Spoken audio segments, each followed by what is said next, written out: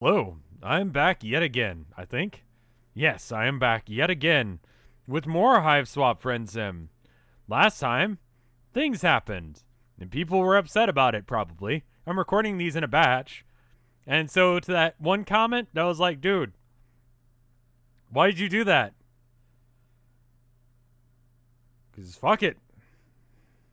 And to the dude that was like, Mr. Rev, make sure that you drink at least 30 gallons of water every single minute. You're gonna drown me like that. Of fate, fortune, and fashion. Nice. Blah, blah, blah, friendship, blah. Thank you. Thank you, game, for understanding. Alright, so got a teal blood and a green blood. Olive looks like, so they work in the hatcheries, right? You look like a mole? You got like a mousy thing going on with your overbite. I'm gonna go with the mousy person. I'm gonna guess that you're a mouse. I'm gonna guess that you got some mouse shit going on. That's adorable. Be adorable and not threatening. You're not feeling it today. You're getting really more and more of those gray nights recently. Nights where the call of street that's just infinite rambling for companionship just sounds exhausting and meaningless. Yeah, days like this back on Earth too, when getting out of bed just didn't seem worth it. Just hardcore depression. I feel it. The sun is just beginning to slip from under the horizon, and usually this would be a sign to rise and shine, or rise and dark, but all you've managed to do so far this evening is make yourself some coffee. You recently mentioned to Dagora that you drink instant, and he was so disgusted that he gave you a coffee machine. He claimed it was an old one he doesn't use anymore, but it still had the price tag on it. On the table sits a palm husk that Kanya Yee. He goes by Yee now. I can't even make the joke where I call her Kanye, right? Because he doesn't even go by that anymore. He goes by Yee. As of the recording of this video, Yee. Blah blah blah blah blah blah. Yee. Anyway, had taken off a dead kid, especially for you, cradled in your hand like a mug. Cradle in your hand is a mug that Skylia sent. It looks like she painted on it herself. There's a white blob on one side that you think's supposed to be Lady. You're even wearing a hoodie that Malik gave you and cut out of the evening chill. Here you are, wrapped up in the warm embraces of all your friends' goodwill, safe and sound. But deep inside you festers something, a gnawing existential dissatisfaction. That classic angst that philosophers wrote about. Your palm husk chimes and you pick it up lazily. What's this, another rando trying to slide into your DMs? Sorry, folks, you just don't have the time for that anymore. You're a friendship connoisseur, a sommelier of the rarest and amicable vintages. You unlock the screen to find a message. Psst, I'm not sure if this line is secure. Actually, I'm positive that it isn't, but I'm risking contact because it's imperative that we speak. I'm sending you a rendezvous coordinate. If you wouldn't mind coming any time after the sun has set. I realize that is unorthodox, but please believe me when I tell you this is not a trick or a trap. I have important information regarding your place in Alternia. You attempt to reply to the message, but isn't a cursor anywhere to input text. In fact, there doesn't even appear to be a messenger app open on your phone. It's just a random text box floating in the void. You barely have a chance to read it all before it vanishes and Google Maps opens with the address already programmed in. It's close enough to walk to, which is great because your stolen Scuddy Buggy still makes you a little nervous. You swallow the rest of your coffee and grab your shoes.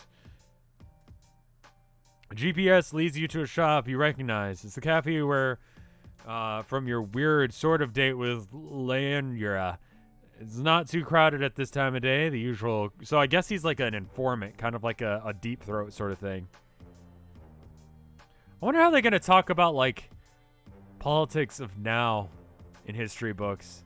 Like we just sort of gloss over that deep throat's like a really like aggressive sexual maneuver whenever we're talking about like the whole Watergate thing. Like, I didn't think about it as a kid because I didn't know that was, like, a thing. But, like, we're going to have to talk about a lot of weird shit in the future. Like, kids are going to be reading the weirdest fucking history book ever. It's going to get really boring, though. They're going to, like, make it boringified, like they did with all history. There's a dude who was walking around with the name of a porno, and, like, everyone just writes that off now, and no one, like, goes, oh, that's fucking weird.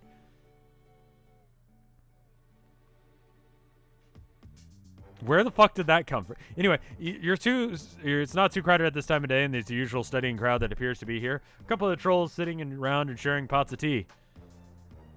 Oh, fuck. Fool, fucking idiot. I explicitly stated that I wanted the essence of Dayglow, not whatever this garbage is. Oh, you know this person. This really has been a minute, hasn't it? Arcdata stands in front of the counter, shouting that the cash register, whatever automated system runs the shop, has apparently gotten the order wrong. What are you looking at, him? This is absolutely none of your... Oh, it's you. Arcdata swiftly covers up her surprise, examining a sharp, perfectly shaped nail. You look different. Better?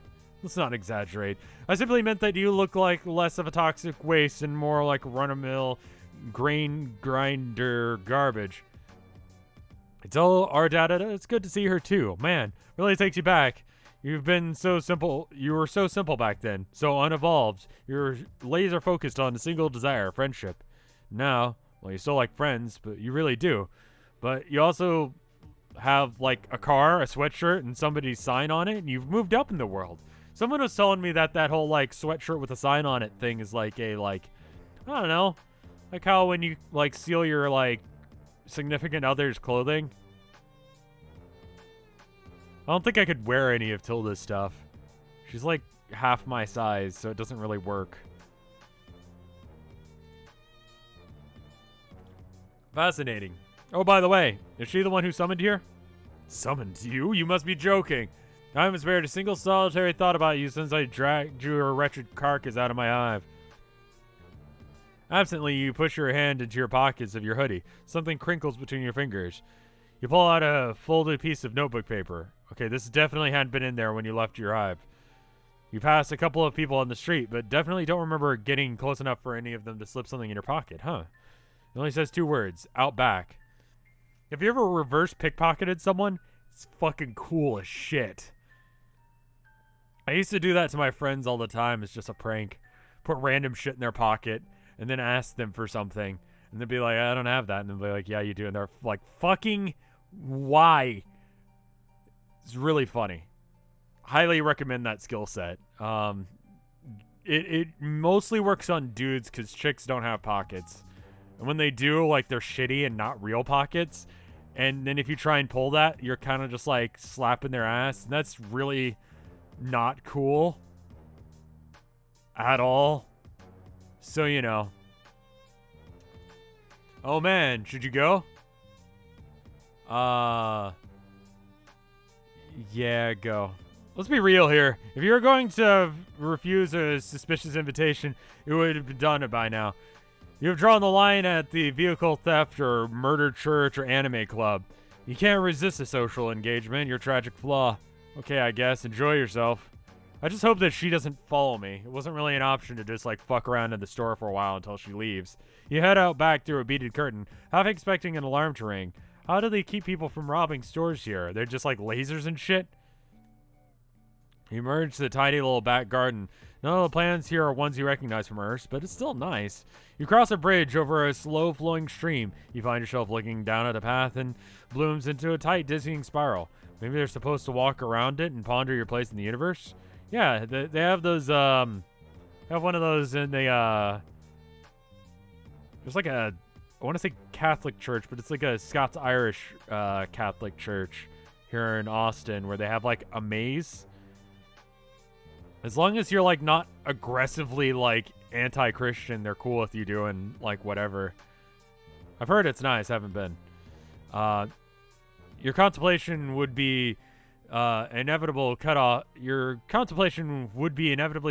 before it hit its climax because someone is sitting in the center of the spiral.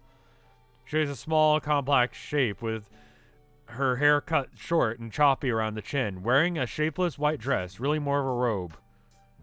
Psst, I've been waiting for you. Thank you for coming.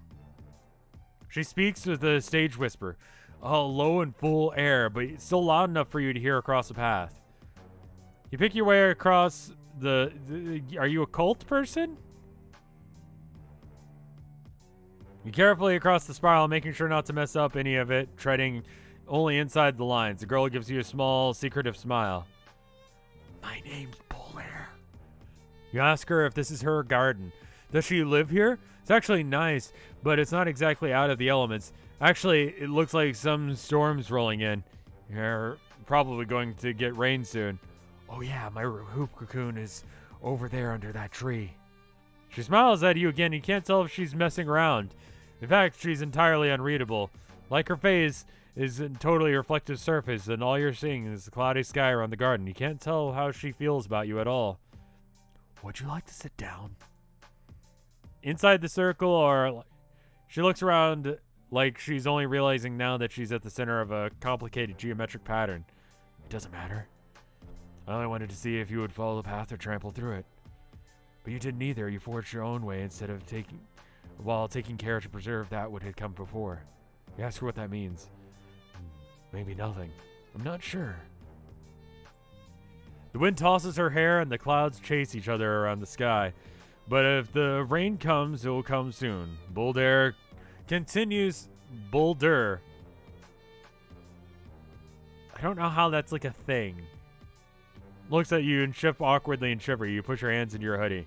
This is different than any other friend meetup you've had, even with those who purposely sought you out. There's a serenity to Boulder that all the rest lack. Maybe it's just a zen as fuck garden getting you into. I try to remember that Boulder said to you to keep in the message that she somehow managed to make appear on your phone, then immediately self-immolate that she had some information for you about your place on Alternia or some oh, she doesn't mean like she's a cult person, isn't she? You're not like a deep throat. You're like a weird cult person. God, I'm glad I like clarified what that meant earlier in this episode, because otherwise that would sound really fucking creepy. Did I say that? I guess I did. I suppose I just wanted a chance to talk to you a bit before the end. I was starting to feel a little bit jealous, maybe. Right. You guess that everyone who's been going on about this funny, dumb alien robot who's been prowling on the countryside. No, that's not it. I'm sure you're very funny. I just wanted a chance to talk to you, someone who's so adrift in the swell of fate and the whims of the paradox. Paradox? You don't know anything about paradoxes. Well, you know what they are, you just don't see why they're relevant. They aren't really paradoxes. They aren't. Paradoxes aren't relevant by their very nature. It is the essence of nature that makes them so integral to the story. Shake your head. You're not built for this cosmic stuff. You're just an orphan from Earth with quick fingers for spaceships and apparently vehicles. Boulder gives you another sly smile. Oh, quick fingers. You blush. You hadn't meant that as a dirty joke or anything. Your fingers are nowhere near as quick as hers. Somehow she got a piece of paper into your pocket while she was just standing there, and she was back there. That's like reverse pickpocketing, though, through astral possession. Yeah! Woo! Reverse pickpocketing. I told you, it's fun. You can do all sorts of weird shit with it.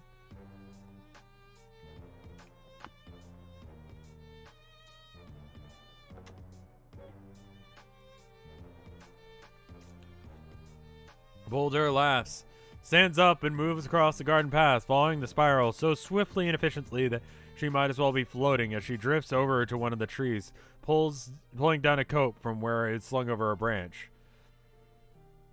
It covers her from chin to ankles, coming together to form an olive green symbol on her chest that looks like a question mark made out of a dot. A broad-brimmed hat finishes the ensemble. Well, I can't teach you astral projection, but pickpocketing is actually quite simple. Would you care to learn? Ideally, I think we need a third person to act as a mark, but I think we can make it work. More crime, huh?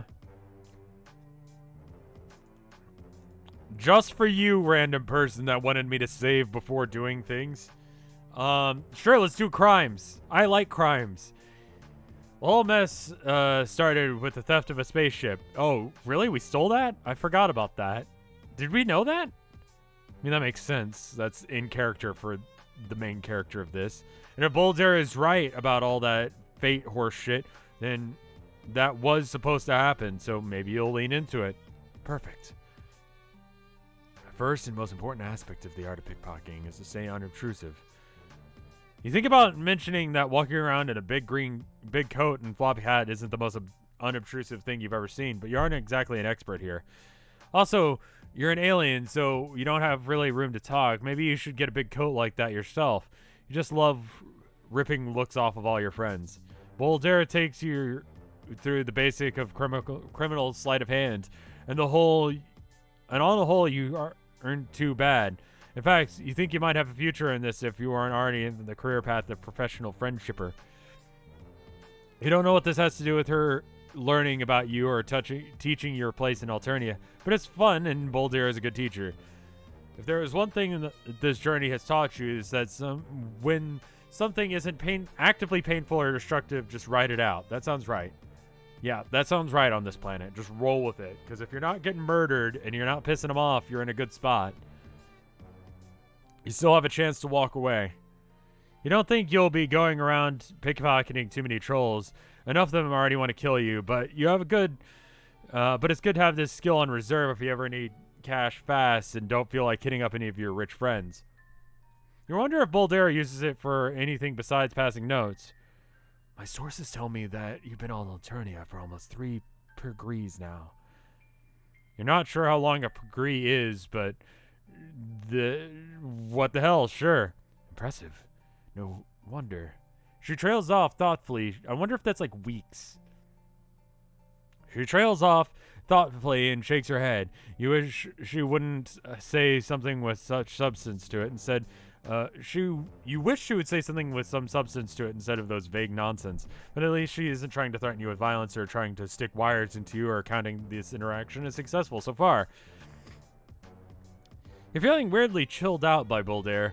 Sure, you want to be friends, but none of that stomach-churning, spine-bending desperation to make that sure that she likes you at whatever cost.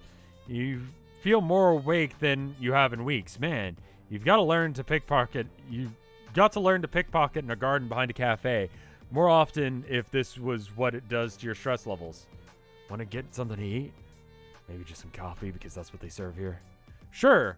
You could use another caffeinated beverage on top of the other caffeinated beverage that you had earlier. Why not? You'll sleep when you're dead. If only. You follow her out to the garden and back into the cafe. Who is this now? Is it yet another friend? Oh, Arcdata, you're still here. Of course I am, fool. You're only back there for like 10 minutes. 10 minutes? Well, it felt a lot longer than that. You guess you underestimated the power of a good training montage. He introduced Arcdata to Boldero with a cheerful earnestness of someone who has forgotten the systematic classism of this planet on which they currently reside. Arcdata stops you with an aristocratic sneer. No, stop, before I have to stop you myself. I have absolutely no desire to mix with these no desire to mix with those so low on the social ladder. In what world could she have... What in the world could she have to offer me? You shrug. You're not sure. Maybe friendship.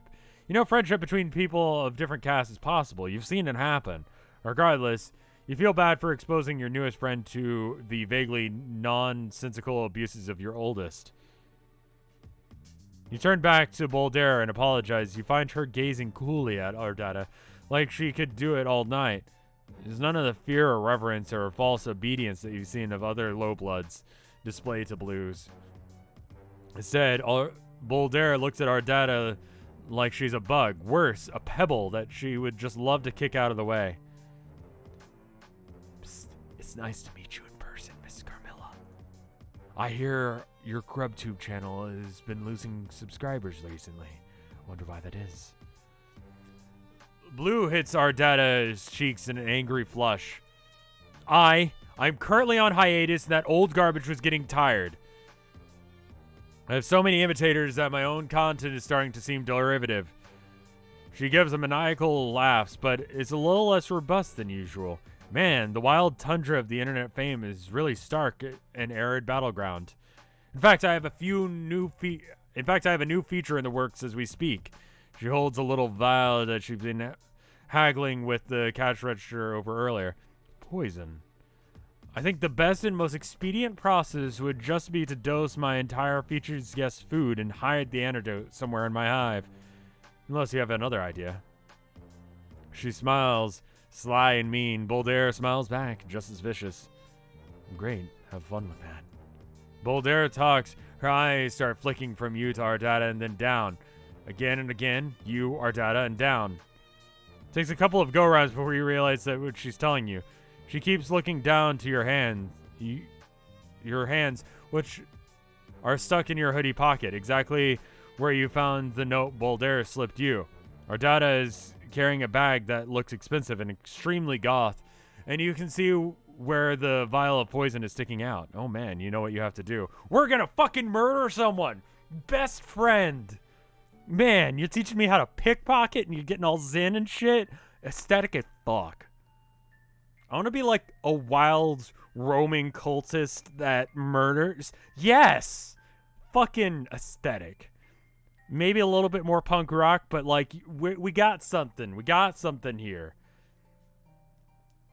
Yes. When a group comes into the shop and starts pushing past the three of you, move in on Arcdata to slip your hand in the bag and palming the smooth, cold vial. She gives you a weird look, like, why are you suddenly all up on me, peon? But she doesn't notice the theft. I suppose I'll be going now. If I were you, I'd be a little bit more mindful of who I choose to associate myself with in the future. You say bye to her, feeling the tiniest bit guilty. She's planning to use this poison to do murder theater in her prison basement, so you don't feel that bad. Take care now. Arcdata leaves, and Bolder takes an inquisitive step closer. Show me. You open your hand and display the spoils, flushed with criminal euphoria. Oh hell no. You grabbed the wrong fucking vial. This one's blue, not red. You grabbed the antidote, not the poison. God, you've honestly thought you were moving past these kind of cock-ups. Oh, damn. Well, see if you have an antidote now. You'll never know when you might need one of those. She sways forward and clutches her neck. For one confused second, she might be doing an impersonation of someone who needs an antidote, and then she falls onto her knees. You dart forward to catch her before she can totally eat it. She's heavier than she looks, compact muscle, and a coat full of ungodly number of weapons. She has like 4 guns in there, what the hell? Your arms are full, so you can only watch helpless as the troll in a hood that covers their face and their horns books it out the door. You shout that some fucker just stabbed your friend, but nobody is here looking at you. It's the same way that people do on Earth might ignore a mother trying to calm a toddler throwing a tantrum, just turning their eyes away from the distasteful public scene. Ow. Damn it. You put a hand on Bolder's neck, trying to staunch the bleeding, but there isn't any bleeding. Bewildered, you pull apart the lapels on her coat and see a single drop of olive blood trembling above her collarbone. Damn! Who the fuck pulled that move? Discoloration spreads in a dark spill over her neck. I just got to like this chick. Come on, game. Give me one. You both say it at the same time. Poison. You open up your hand to the tiny blue vial and then back to Bolder. Her eyes are glassy. Her skin is blotchy and ashen. There's no reason to believe that Arcdata's poison and the poison the assassin used are the same. With the antidote, it already strains the powers of conscience that you've grabbed the antidote at all. You're probably right, but maybe you should try it anyway? I can't feel my legs. Right. I mean, like, worst case scenario, she dies. Best case scenario, she lives. So what's the worst that could happen? The mere fact that this is an unlikely happenstance means that it will be the right antidote. Everything you've done so far had the pull of inevitability to it, especially all of your interactions with Bolder. Great, awesome. I'm glad you're realizing the inherent significance of this particular microcosm of the occasion. Now, could you please pour that stuff into my mouth so I can swallow it and possibly not die? You help Bolder tip her head back and put the vial in her lips. The last moment, you wonder if this thing's supposed to be diluted, but Bolder gulps down the whole thing and immediately begins to shake. Smoke bellows out of her nostrils in her open mouth And holy shit, what's going on? This doesn't seem like any kind of antidote to you. Then the smoke clears and Boulder's eyes opens up her big yellow eyes. How does she feel? Alive, marginally. She lets you help her to her feet. You immediately... What the fuck was that? You pull her into a fierce yet gentle hug. It's a wild to undergo someone else's near-death experience. You feel like you know her way better than one montage scene's worth. Another new friend. Oof, not so tight. You ease up a little bit. All the tea sippers are staring now. Death apparently isn't interesting, but the possibility is some quadrant-adjacent stuff, and they're suddenly all about. Sorry, assholes. Just you and your new friend sharing a touching post-near-fatal encounter. Nothing to see here. Friendship. Yeah!